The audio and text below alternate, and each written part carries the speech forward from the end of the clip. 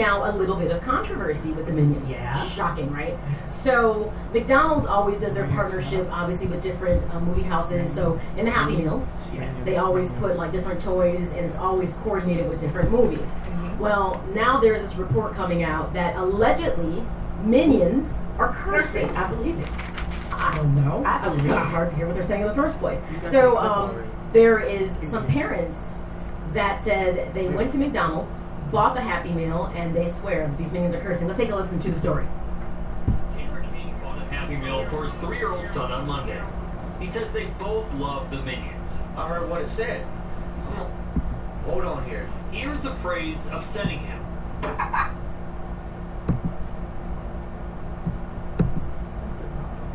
It did sound like a dolphin. It did.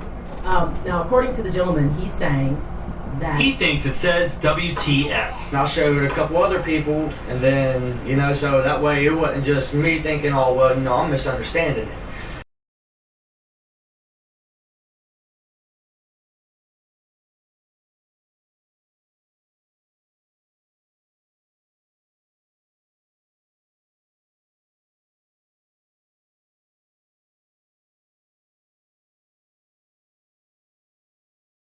So we asked people on the street if they heard anything inappropriate. Unless I was looking for it, then I probably wouldn't have thought much about it. But it does, now that I was looking for it, it does sound like WTF. I heard it, sir. Blah, blah, blah. That's a liar. All right, so that's the story that this father in Ohio is saying he bought the Minions Happy Meal, that he likes them, his son likes them, and according to you, if you were listening really close, you heard a little Yeah. and he says he thinks it's saying WTF. Right. Well, here's my thing, and I do agree with the people who said if you aren't looking for it, it could sound that Look, way. these toys curse. You remember the Teletubbies? Yes. Okay. Poe cursed, and we listened, and he said, and it was that whole, and I'm like, no, this doll is cursing. I had to take it away from my daughter, and it was like the F word, but the derogatory term for gay people, and he said it 3 times, and then at the end he went, fight my bud, and we were like, oh my goodness. I'm telling you, and we were playing, and he was saying, did it, and then at the end he go, fight my bud, and we were like, we have got to take this away. They curse. Okay. Those things, they Okay, do that now, on purpose. here's what's out of what you just said to me. If I was a parent and I bought that toy, I would instantly be contacting the manufacturer because everyone did. Because my question is, why would you have a toy that would say "bite my butt" for a child to emulate? But they tried to do it like, because they really didn't talk. They were like the Minions. I know what they were like. So they're like, they would make noise, but it sounded and they were like, and it sounded like that, but in a mumbling kind of thing. People can hear that. That's super funny. I know, I'm trying to do Poe, but and then people complained, and they're like, no, mine clearly says that. I wasn't looking for it, but we're like, oh my gosh. And so I think that subtly adults try to be funny, and they try to do this little stuff and see if anybody gets it, because they do that and slip those innuendos in, because kids aren't going to get it, but they're like, watch me do this, the questions will be hilarious, have a Minion go with. Here's the thing. It's one of those things because they don't really verbalize that way. Right. When you like the lady said, it didn't sound like that, but then once you said it, you planted that seed in my mind. Well, now it does sound like that. So here's the thing. I don't see any reason that McDonald's has stood by what they said in regards to. Look, we don't put toys. Right. We don't put toys in our Happy Meals that curse. So just FYI, if you happen to have a kid that likes Happy Meals and you're thinking about getting this, you don't be shocked. You very well may think opposed to the Happy Meals that had the mixtape. I was gonna say that. I was like, would you rather have a cursing Minion or would you like the Jerome's mixtape with it? Yeah. So that could go awry. So just FYI, something out there. I don't know what to think about it. I don't know. It's walking a fine line. It is walking a fine line. And the adults cut it out. You know what you're doing, making these toys. Well, I gotta giggle every now and then. So, but they're killing it at the box office. And FYI, I've got 3 of them already, and I've listened to every single one. They sound fine to me. They sound fine to you? They sound fine to me. I'll bring them in and check them and listen. You hear it? No. Bring them. All right. So something else that everybody is talking about with quite. It's like good stuff piggyback with somebody having to take something good and make it bad. Okay. So as we know, Serena pretty much is chasing history to catch up with Steffi Graf in regards to how many Grand Slams she could win. So Wilmington was obviously going on. It wrapped up. And she even had the fourth time face up against her sister Venus, Yes. and so she beat her, which means then she was advancing on into the finals. So pretty mumuch a heavy favorite because she was set to match up against the Spaniard Gambina Muguruza, and I'm glad you said that. who is pretty much not a high ranker. She was like maybe I want to say listed as like 20 something in the world. So I mean respectable, but Serena's number one. Right. So of course she coasts through this and wins Wimbledon 6-4, 6-4, just dominated. But pretty much she's been dominating pretty much this entire tournament. I think Serena is in her zone. She is in her zone. I mean, really, focused now. How do we not be? They talked about how she may not have been that tennis player in her 20s. She was good, but she's exceptional in her play at this age, because she's, 32 or 33? You're saying her level of play for a player her age is almost unheard of. How amazing that her skill set just got better. That's what you're supposed to do in time. Her top of her game is now opposed to peaking and coming down, and that's why everyone thinks it's highly probable that she's going to, pretty much hit that marker with Steffi Graf. Well, upon this, with all the celebration and positive stuff, and obviously she was beaming, she's proud of herself. It takes one person to come behind And the that. New York Post. It takes one person to have to make a derogatory statement that everybody is like, I don't understand how that makes any sense. Yes. So, pretty much, as everyone on social media is celebrating and saying congratulations, you've got video feeds, all those kind of things, there comes a person behind. J.K. Rowling made a post, if you remember, she wrote Harry Potter. Yes. And she said, I love her, what an athlete, what a role model, what a woman. Celebrating, she was there, took a picture with her, very excited. And then behind her on Twitter comes Rob, his Twitter handle is DiGTristan8. He says to J.K. Rowling, as well as someone else who it looks like maybe is a friend, he tagged in it. Ironic that main reason for her success is that she's built like a man. Okay? Yeah. Then of course J.K. Rowling went right back at I love what she said. the person on Twitter. I was love like, what she said. She's built like a man. Yeah, my husband looks just like that in a dress. You're an idiot. And then she saw some fantastic picture of obviously Serena just looking fantastic On in a a dress. red carpet or something. Yeah. Here's what everybody is talking about, and this is what because the New York Times actually wrote an article about it. But here's the thing: why does how she look have anything to do with what she does on the court? It doesn't. How you look has got nothing to do with why you're on the court. And if her competitor had won, there would have been nothing big to say about, her looks, her appearance. It would have been like, Serena's upset by, a 20th seed, blah, blah, blah, blah, blah. Right. Well, here's the thing. I think in this country, Maya, we have just lost the ability to be gracious. And we don't know how to do that anymore. We are finger waggers and we're full of opinions and prosecution. When everybody does everything wrong, everyone has an opinion and something to say all the time. And when it's time for us to just be gracious and say congratulations, she's done her job, she's doing it well, she's playing, and this is somebody that we should be proud of. It's somebody we should stand behind. She's done this 100% with dignity, grace, perseverance, tenacity, all of that. You can't ask anything better from this athlete. And when we have the ability to just be gracious and say congratulations, somebody has to pick apart her appearance and find something wrong. And I have a problem with that.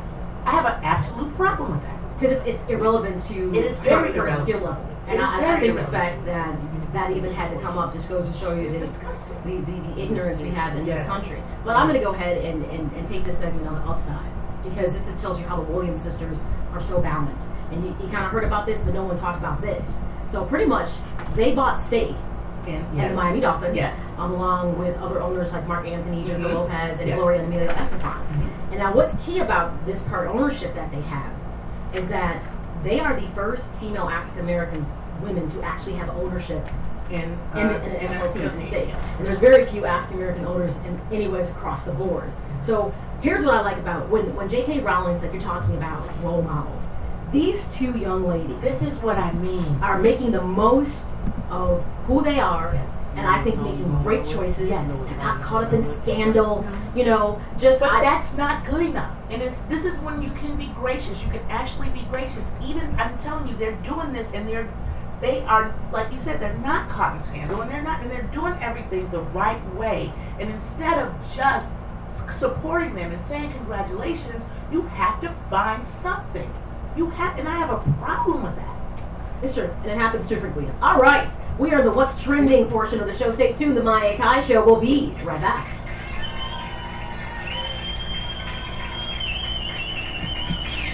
Follow Maya on Twitter at The Maya Akai Show, on Instagram at Maya Akai, and friend her on Facebook. Social media is bringing us all closer together. The Maya Akai Show. Radio never looks so good. I'm gonna retweet this.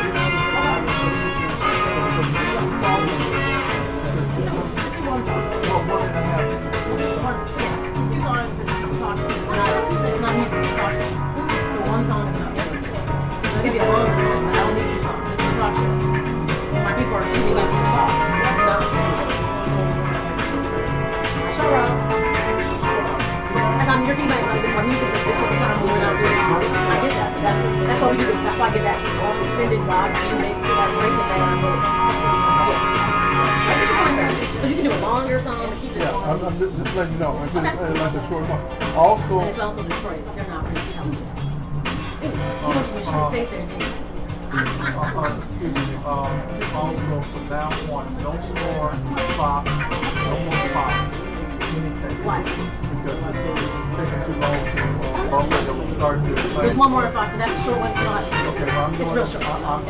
So the Fox is a big problem with those? Yes, the problem with Fox, so I'm going to YouTube to pull it up. Okay.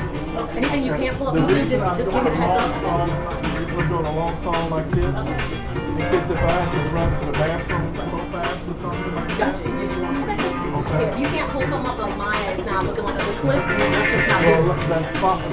When I look at you again, Alright. you give me a problem. I look at you, you go down there, I look at you, Okay. and if you have any problems with that, like it's not, just be like, we just won't do it. and we'll come back. Okay. We'll come back Okay. real fast and get in because I had it queued up for That's you. fine. Yeah, my thing is if it clip bombs the first time, I just move on. If it bombs, because then we look kind of goofy like going back. So when it bombs, just let it go. Like how we just kind of jumped in. Like we got a part that we jumped in. I just did Alright. You're the producer. You do what you gotta do. You gonna make it that car? You're the killer.